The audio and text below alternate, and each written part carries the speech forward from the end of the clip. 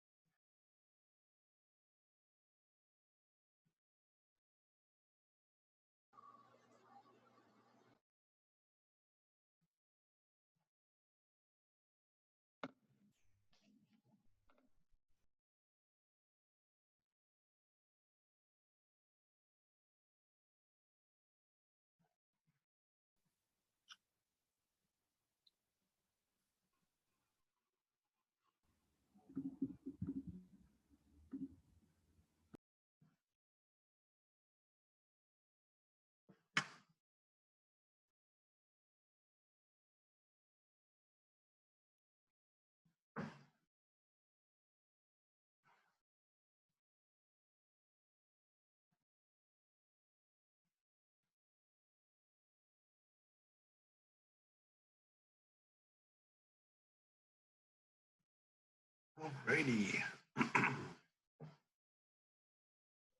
Good morning, everybody. How are we doing?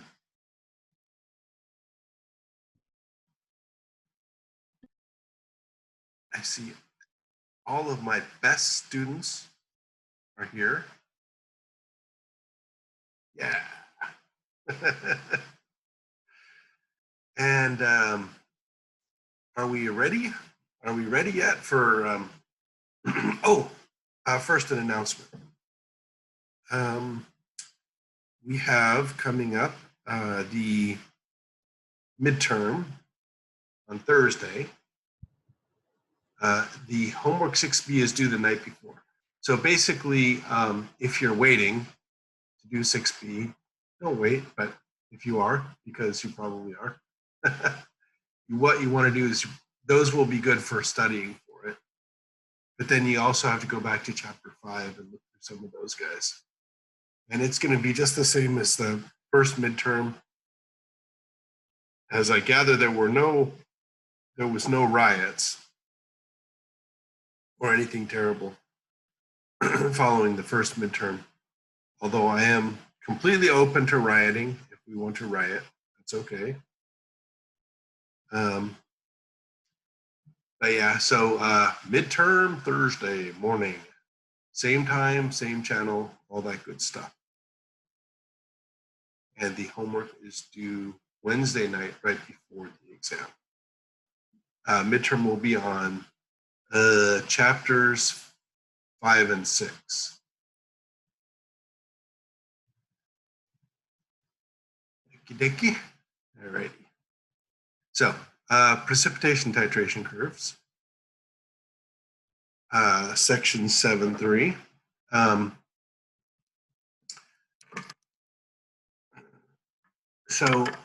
In this section, what we're going to do is we're going to look at how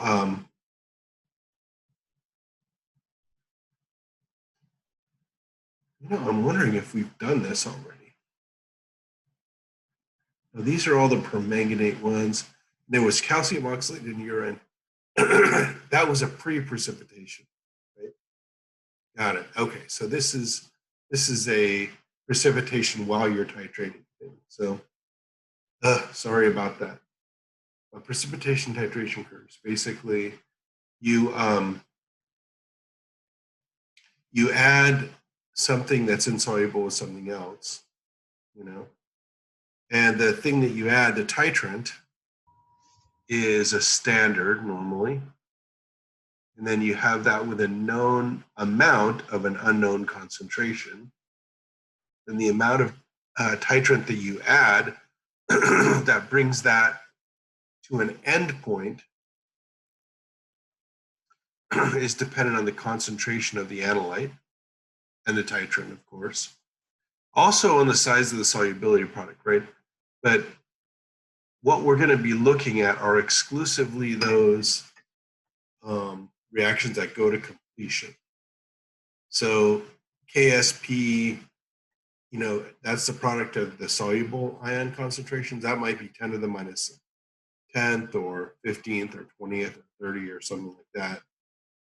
And so that you can make the assumption that the reactant, as it mixes with the, or the titrant as it mixes with the analyte, it reacts completely, right? There will be some slight amount of solubility from the solubility product, but that will be negligible compared to the pre-existing concentration of these things, except at or beyond the end point. Okay. So, so for example, we could titrate silver with iodide, right? And the solubility product here is 8 times 10 to the minus 17, right? So that's good and small. The equilibrium product for the reaction is large. That's 1 over ASP. So the equilibrium for this reaction lies far to the right, goes to completion, in other words. And at the equivalence point, when you've added just as many moles of iodide as there were silver in the solution, there will be a sudden increase in the silver ion concentration because there's no iodide left to consume added silver. hold on just 1 second.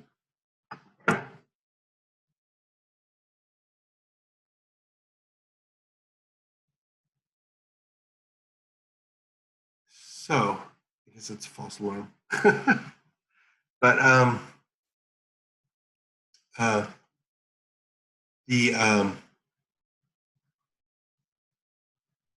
so for example, we can calculate the equivalence point volume by simply computing the number of moles of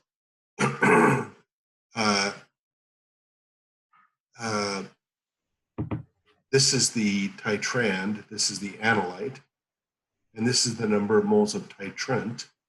This is the thing we're titrating with, and then VE will be easily derived from this. This is just CV equals CV. That's the moles of titrant equals the moles of analyte. So basically, for our analysis, there'll be 3 parts that we're going to analyze: before, at, and after the equivalence point, right? And it's just a little tricky because as you add titrant, you change the volume. So we have to keep track of that. So keeping that in mind, let's say that we're before the equivalence point and we've added 10 mils of silver ion. By the way, have we done this yet, or am I like going over this a second time? Because my brain is fried. I don't know about you guys. My brain is. I don't really remember this. I don't think so. Okay, all right. Thank you. Oh my God. So it's just anyway. So if we've added 10 mils of silver ion, right, then this is, this is titrating iodide with silver, right? So silver is the titrant and iodide is the analyte, right? So there are more moles of iodide than silver at this point, right? So you've, this is your analyte and it's in excess in the solution. Then you're adding silver ion and every time you add silver ion, it's all taken up and it's all precipitated into silver ion solid virtually. That is, 99.999%, right? So at that point, you can actually calculate that small residual percent using the free iodide and KSP.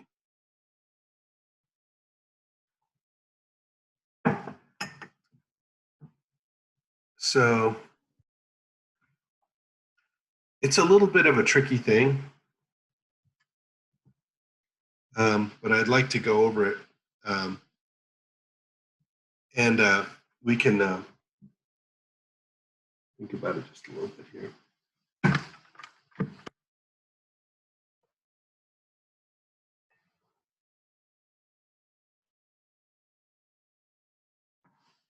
So you have to keep track of a few things. What is the titrant? The titrant in this case is silver. What is the analyte? The analyte in this case is iodide. And so what's happening essentially is you're adding silver ion to an existing iodide solution. And that's using up the iodide. So we have a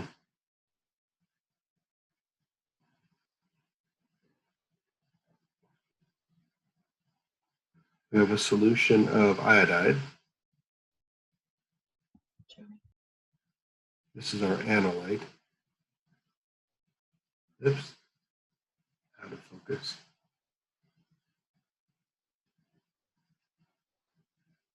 Come on.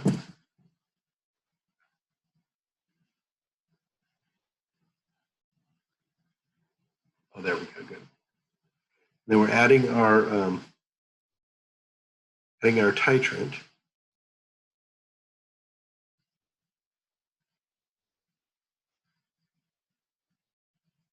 And that's going to be dripping down in here. Here's the titrate. And this has Ag plus, right? And now we're before the equivalence point. So right now, there's more I minus than Ag plus added, right? So there's some solid AgI, but there's also some free iodide.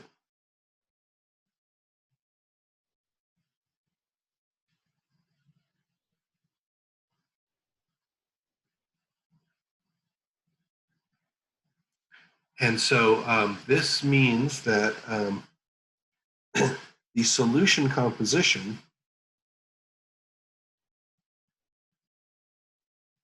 can be calculated using KSP.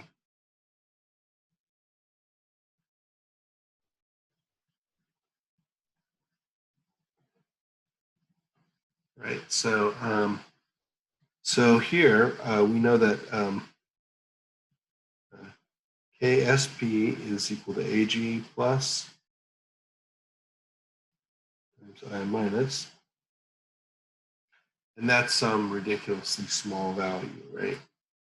So let's just move on to that guy here, right? So this is how we get to the original moles of iodide that we added, right? So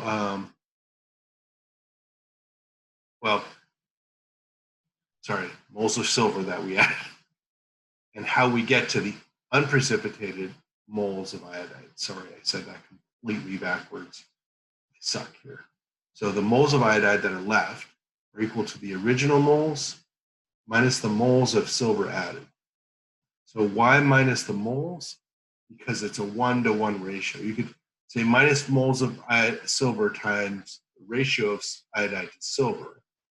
But in this case, it's 1-to-1. So this is 0.025 times 0.01 times 0.01 times 0.05 is just do this subtraction, do this math, and you get 0.002 moles, right? Moles per liter, rather. And actually, you get 0.02 moles. And this 0.02 moles divided by the total volume. Here is one of the little tricks here. It's just to recognize that the total volume changes, right? The total volume changes. It increased from 25 to 35 mils. So this is the new concentration of iodide. And then the silver ion concentration is then KSP over I minus. And so that's 10 of them,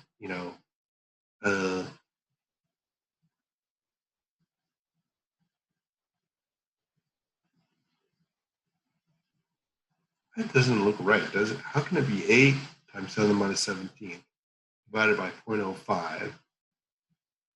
It'd be 1 times 10 to the minus 17. It should be like multiplying by 20 here. So I don't think this is numerically correct. But anyway, this is the how to do it. This is just like, what? Not sure about this. But anyway, so now if you want a shortcut for doing this, and you know the equivalent volume right here, right? So let's see here, or you know the total amount of titrant and then the total volumes here, right? What you can do is you can take the fraction of the titration remaining.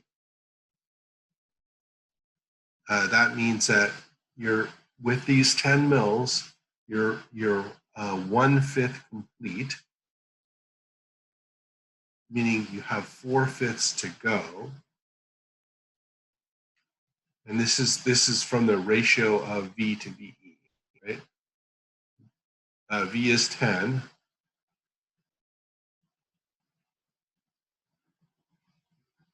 write this down for you here.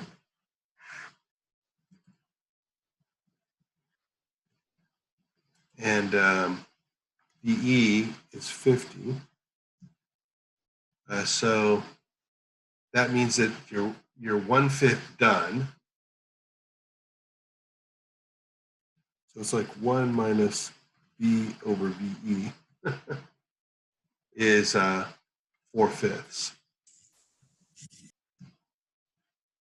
That's how basically how to do this stupid thing.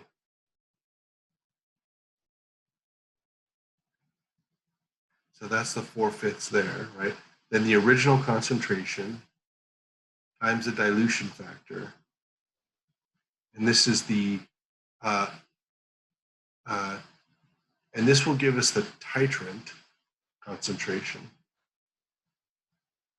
So basically, I've got to summarize this shit for y'all, and I'm going to do that. I'll summarize these equations and then before, at, and after.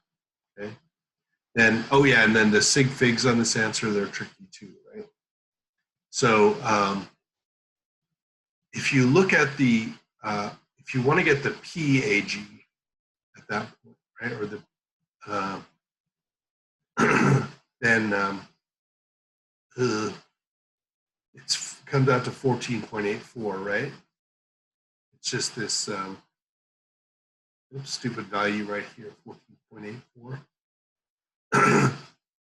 The 14, you know, this is not right. This is not right, but anyways, the 14 is for this guy here,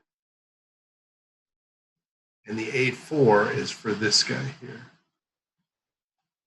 So that's how you slice these up for a base 10 log in base 10 notation, right? Is that this is the exponent, and this is the mantissa. So this part here, that's 2 sig figs, really. This comes out here. And then this is 14 here. This comes out here. So I'll go ahead and I'll fix this and I'll put it up. But you can see here that this here, this 14 comes out here. Okay. So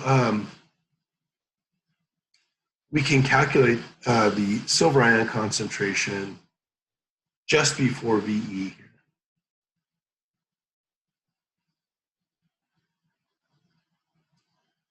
And the iodide, to get the iodide concentration, we take the fraction remaining. So here iodide is the analyte. We have 1/50th of it originally remaining. The original concentration is 0.1. And then 25 over 25 plus 49 is 74. This equals this concentration. And then KSP over that iodide concentration gives us AG, right? Now, why would we be doing this? Well, the fact of the matter is that we use silver ion specific electrode and we get PAG directly from the solution. So that's why we would do it this way. So let's try this at 49.10 milliliters.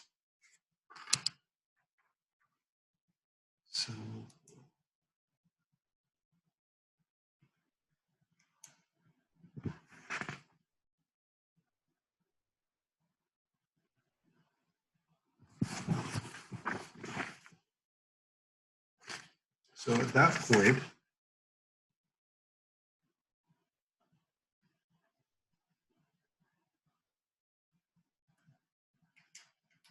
what we have is that, so we want PAG plus at 49.10 mLs titrate volume.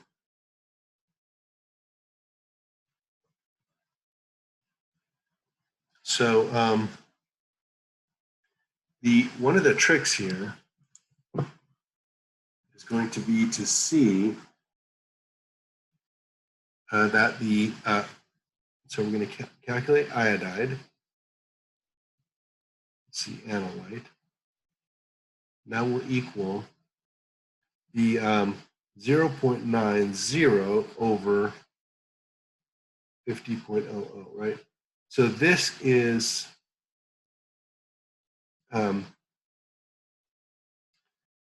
the amount, this is the volume remaining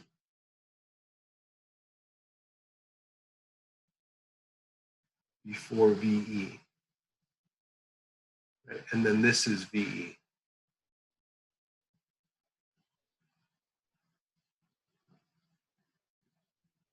Right? And then we're going to take this and we'll multiply this by the original molarity of iodide, 0.100 molar iodide.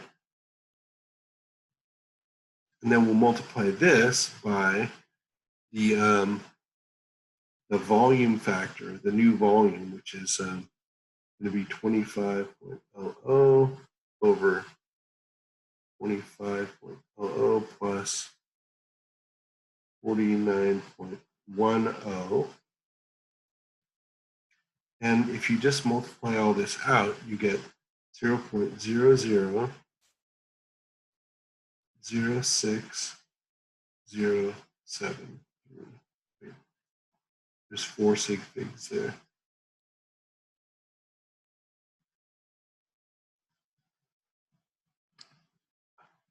This is a very shaky table. I'm sorry about that. I'll try to do something. It's just a little bit difficult for me right now. So now this is the iodide concentration.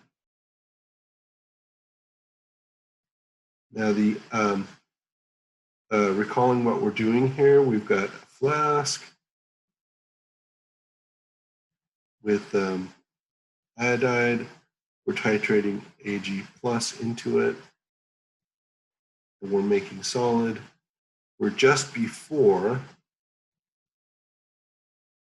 VE, right?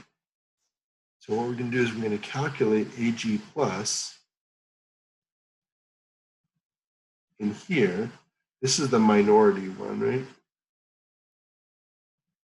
Because there's excess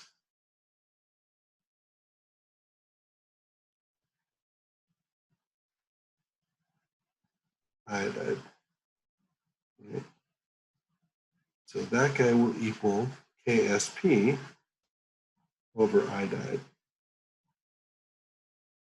And that guy will equal 8.3 times 10 to the minus 17 over 0.006073. This guy equals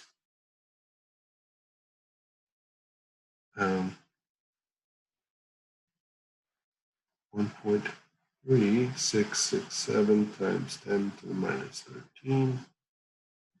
And take the PAG. Really, there's only 2 sig figs here, right?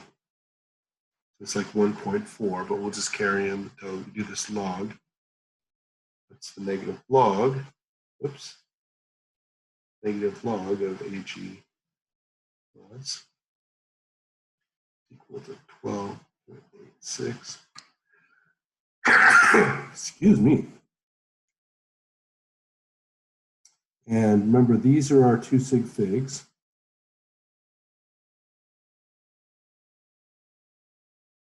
And this is our magnitude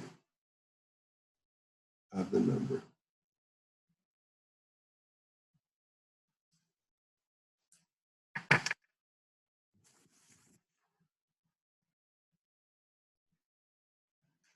Okay. So moving forward then, now we can do a calculation at the equivalence point, which is pretty trivial.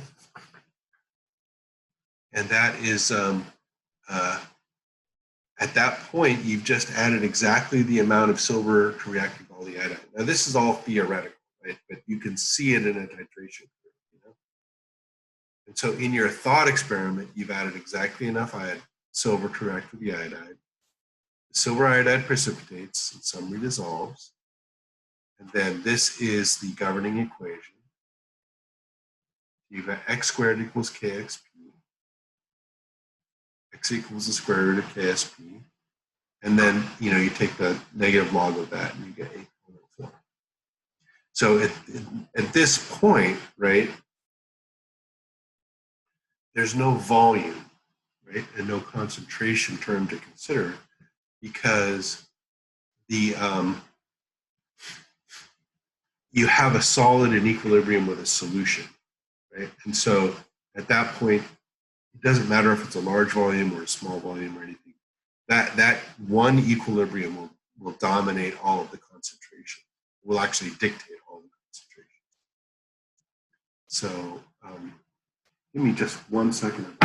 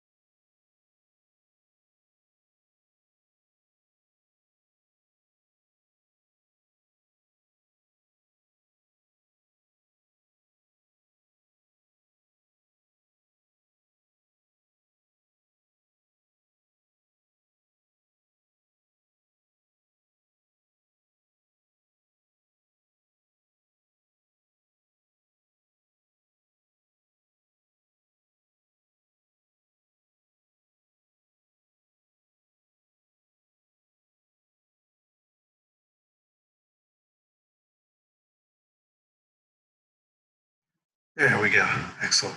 So I probably need some elevator music, huh? So this is something I definitely should have showed at the beginning. This is if you plot PAG plus versus the AG ion volume in this titration, right? And there's that VE is 50 right here. What you see is that the PAG starts high and then it shoots down, right?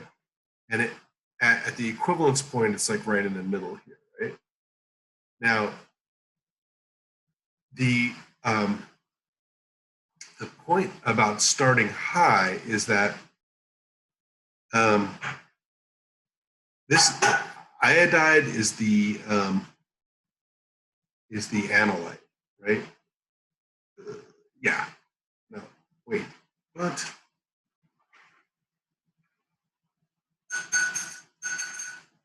You know, they flipped the script on us here. This is if we're titrating silver with we're titrating iodide with silver, right? This is different from what we just did.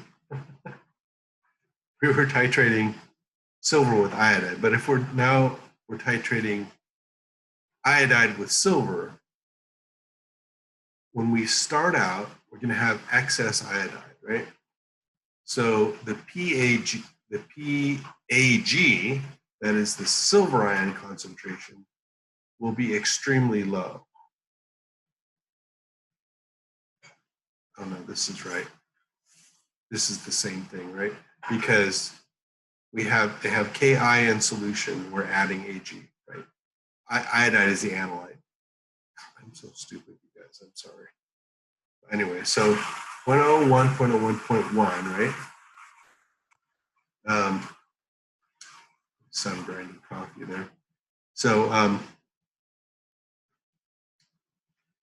these are just different starting amounts of iodide, right, of analyte, right? So when you decrease this by a factor of 10, you change the p-value by 1 unit. So this is 15, 14, and 13, right? So strange, huh?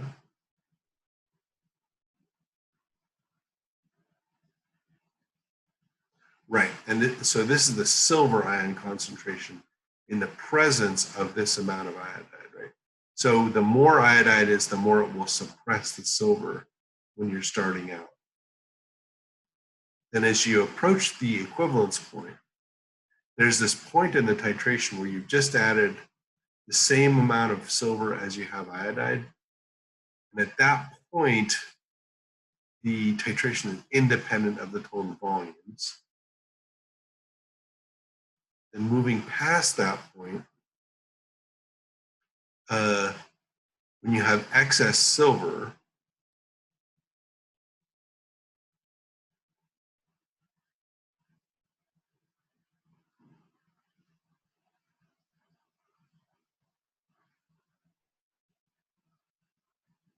then there's these three tails out here, right?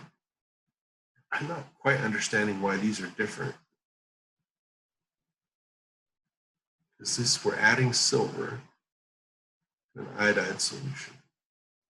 And if it's dilute iodide to start with, comes way down here. And more concentrated iodide. Oh well, in any case, this is apparently how it looks. We'll have to look at this after titration math carefully and see why these are separate down here. But this is for one analyte. If you have three different analytes, iodide, bromide, and chloride here, there's, this is, iodide is what we just did. It's 8.3 times 10 to the minus 17. Bromide is 10 to the minus 13. Chloride is 10 to the minus 10, right? And so the silver ion concentrations will be suppressed to a different amount depending on what you're adding here. And then they'll drop down here. And then the KSP shows up at the middle of the titration curve on this side.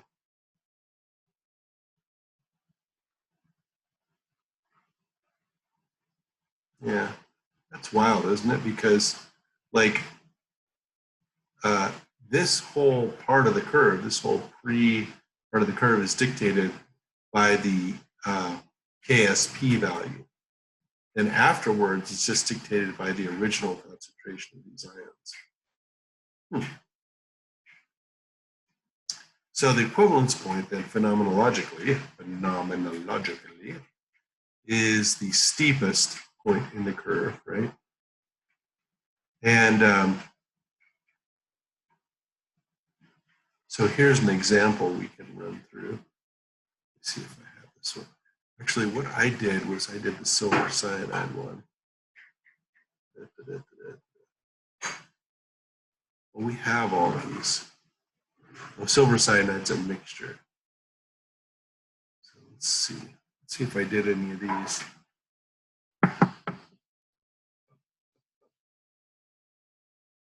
Assuming a precipitation titration.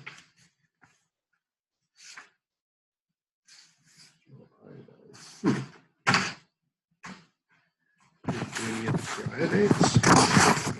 Oh yeah, here we go. Okay.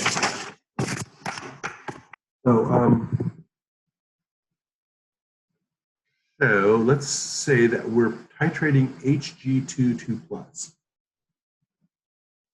Now Hg22 plus is weird, right? It's a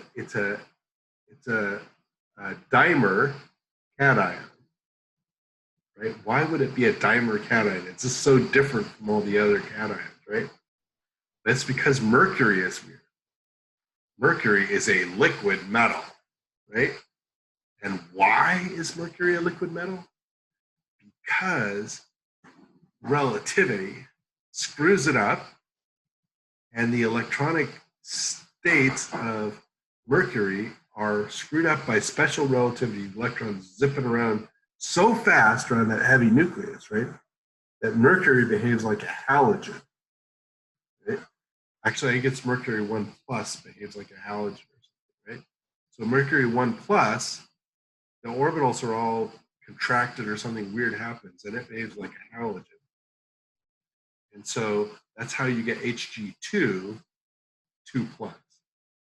Anyway, and also why mercury 0 is a liquid. It's the same reason. I mean, that's what they do. Kind of interesting little anecdote there. So we can make mercurous iodate here.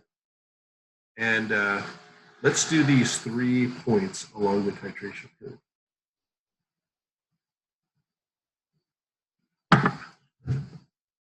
So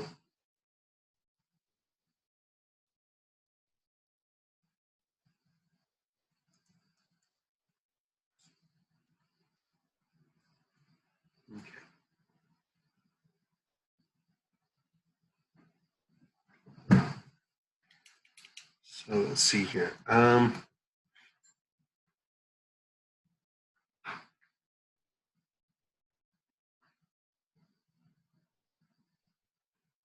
You know what I wrote? I wrote to find Hg2, 2 plus concentration at 34.50 and 36.50 mLs of iodide solution. Right? So now the thing we're trying to know, which is already known, but this is the titrand, is 25.00 milliliters of 0.04132 molar Hg2 NO3. So this means it's just a source of Hg2, 2 plus, because nitrate is soluble.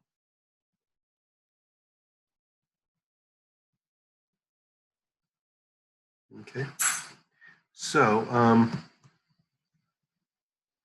the precip reaction is Hg2, 2 plus 2 iodate.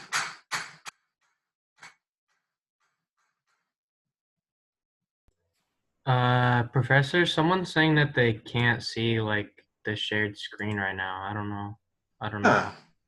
Huh. I don't know. I forget how to do this thing sometimes, but you can see it, right? Yeah, I'm able to see it, but yeah, we can see it. Some at least one person can't. I'm so I can't see it, but I'll probably just leave the class and then rejoin and see. Okay, thank you. Sorry. I don't know what to do. Stupid internet. Damn it. Oh well. Anyway, let me know what happens, hopefully. This is HgIO3 2, right? So then the KSP is 1.3 times 10 to the minus 18. Right? So now, at the equivalence point, or first of all, what is the equivalence point? We've got a stoichiometric factor here, right? We've got the moles of Hg2, 2 plus will equal 1/2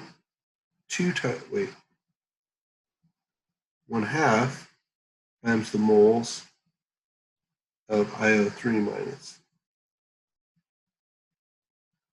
right? Because it's like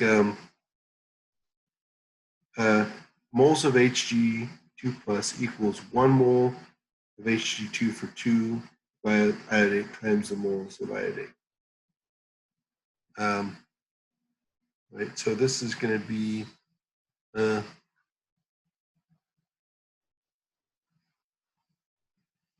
this will be 0.05789 moles of iodate.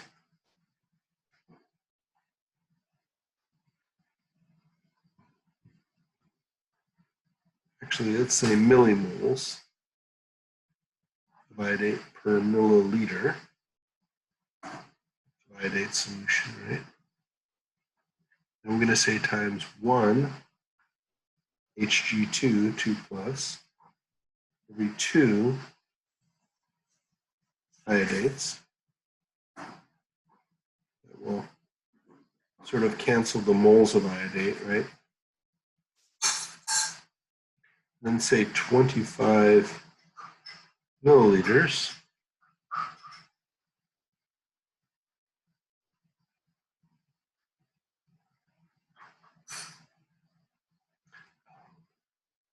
I got it. Let's say that's VEQ times this, right? This is V, this is C, and this is a factor, right? And we're going to say that that's equal to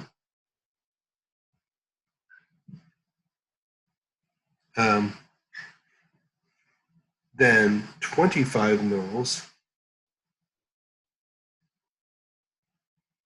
times, and this is now 25 mils of Hg2 2 plus times its concentration, which is 0.04132 millimoles of Hg2 2 plus per milliliter.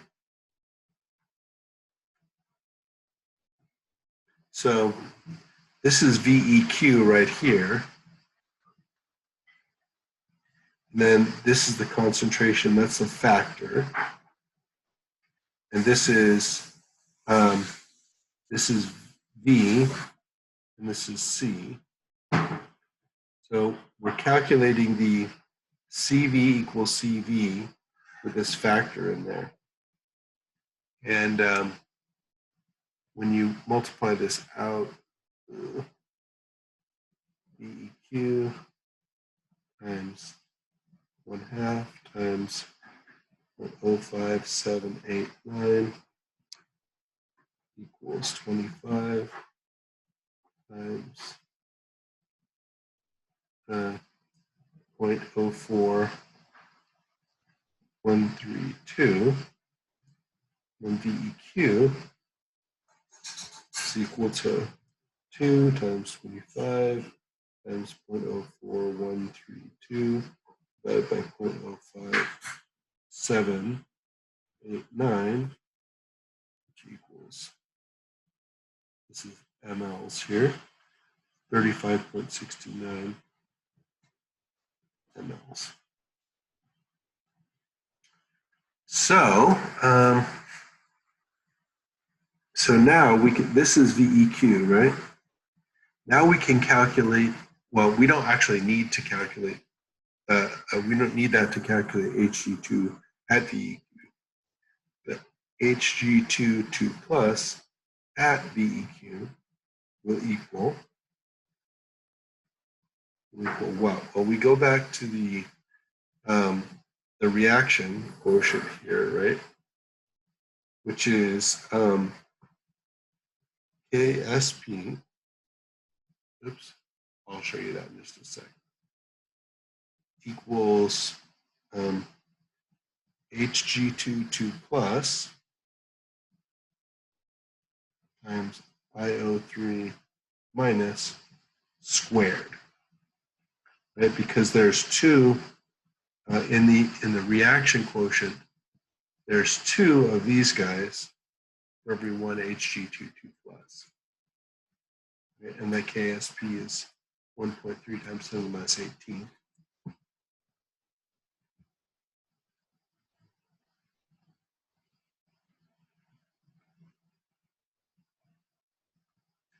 And so, and when these are created by dissolution, we've got 1.3 times 10 to the minus 18 is equal to x times 2x, because there's 2 iodides created for every mercurius ion, and that 2x is squared. So this is 4x cubed, and then you just solve for x, and you get 6.87 times 10 to the minus 7.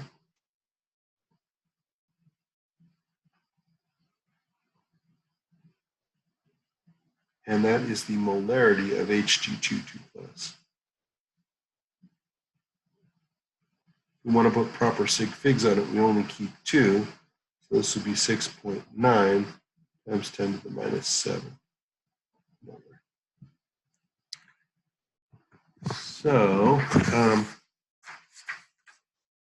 now what I'll do is I'll go ahead and publish the rest of my notes for these calculations. They're fairly simple, but what I'm going to try to do is I'll try to summarize the before VEQ, at VEQ, and after VEQ, and I'll put up PDFs of these notes for you.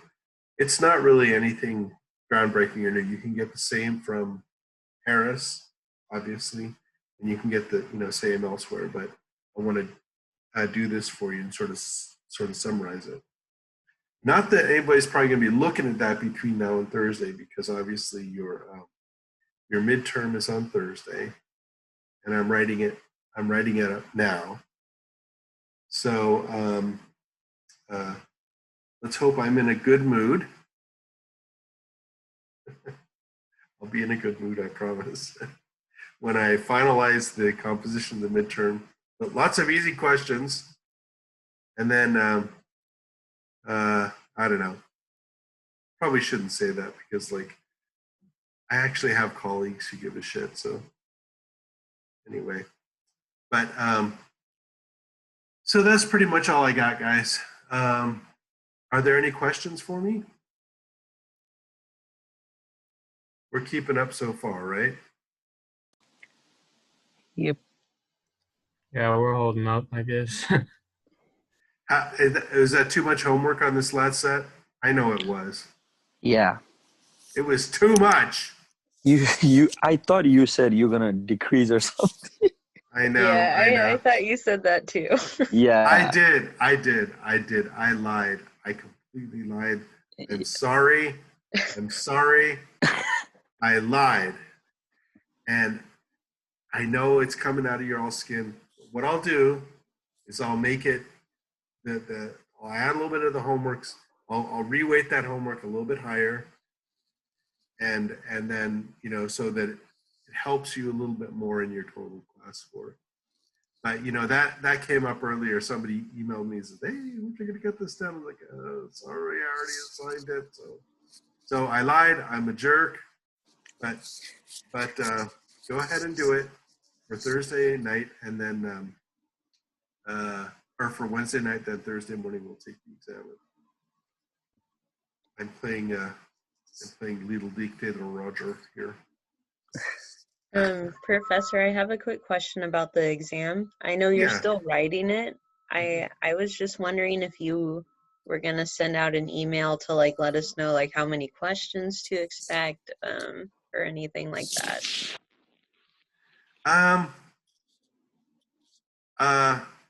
Okay. Let me think about this. Absolutely. Well, I'm thinking in a devilish way. So, yeah, I'll absolutely try to do that. I will absolutely try to do that. And I'll probably finish it this morning, although my son has to go to the doctor for a blood test. Actually, it's a COVID test and a blood test, because he wants to see his friend from Oregon, and she has a sensitivity to these types of things. So, but I will get to it ASAP, and I'll send you out all the deets, and just do the homework, and I promise everything will be good. Absolutely. Thank you, Professor. I appreciate that. And I hope Oh. your son doesn't have COVID. I know. I have to kill him. Just kidding, of course. Okay. Bye, guys. Thank you, Dr. Terrell. Have a good one. You too. Bye-bye. Bye. See you Thursday. See ya. Thank you. Good Thursday. See ya, guys. Bye.